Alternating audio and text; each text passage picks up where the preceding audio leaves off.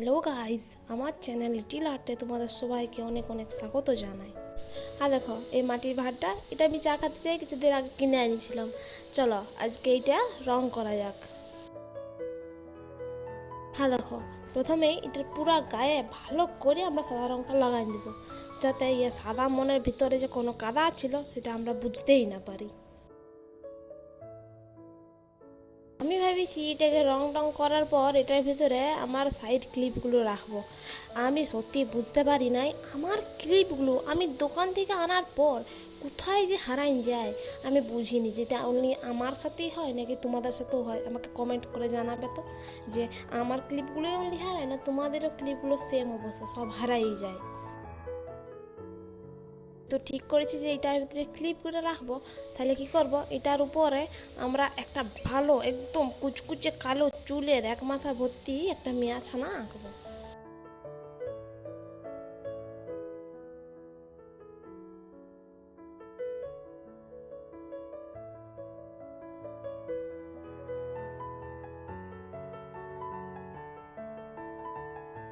দেখো এখন মেয়া ছানাটা আঁকা হয়ে গেছে। তাহলে এখন কি করব, এই পুরো মাটির ভাঁড়টার উপরে আমরা একটা নীল রং দিয়ে দেবো।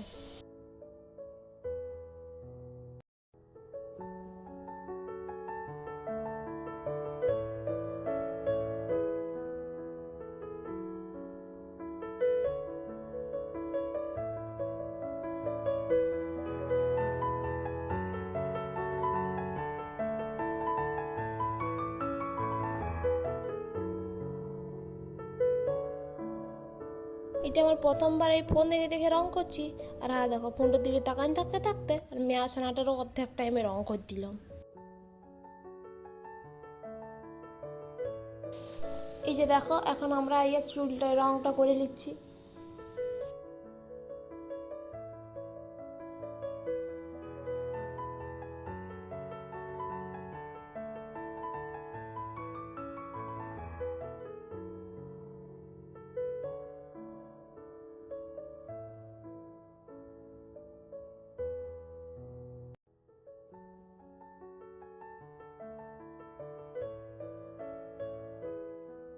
আর এখন চোখগুলো এঁকে নেব।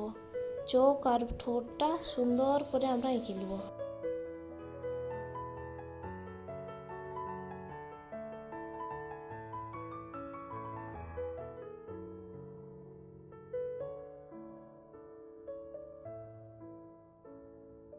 হ্যাঁ দেখো, মেয়া ছানাটা রং করা কমপ্লিট হয়ে গেল এখন আমাদের। এখন এই ভাঁড়টার গোটা গাটাই একটা লতা এঁকে নেবো, বুঝলি। আগে কলম করে আমি এঁকে নিচ্ছি, এরপরে আমি এটার উপরে এমনি রং দিয়ে রংটা করে নেবো।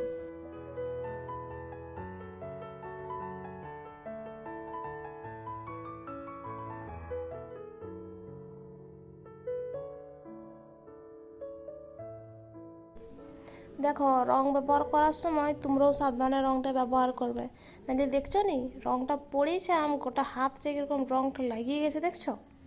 এতটা রং শুধু শুধু নষ্ট করলাম আমি। এখন লতা পাতাগুলো এঁকে নিয়েছি, আর লতার উপরে ছোট্ট ছোট্ট হলুদ হলুদ ফুল এঁকে দেবো। তাহলে দেখো কত সুন্দর দেখতে লাগবে। আমাদের ভাতটা একদম রেডি হয়ে গেছে। আমাকে বলো কেমন লাগলো, কমেন্ট করে জানাও, বুঝলে। টাটা আজকের মতন তাইলে। আর হ্যাঁ, আমার চ্যানেলটাকে সাবস্ক্রাইব করে দিবে।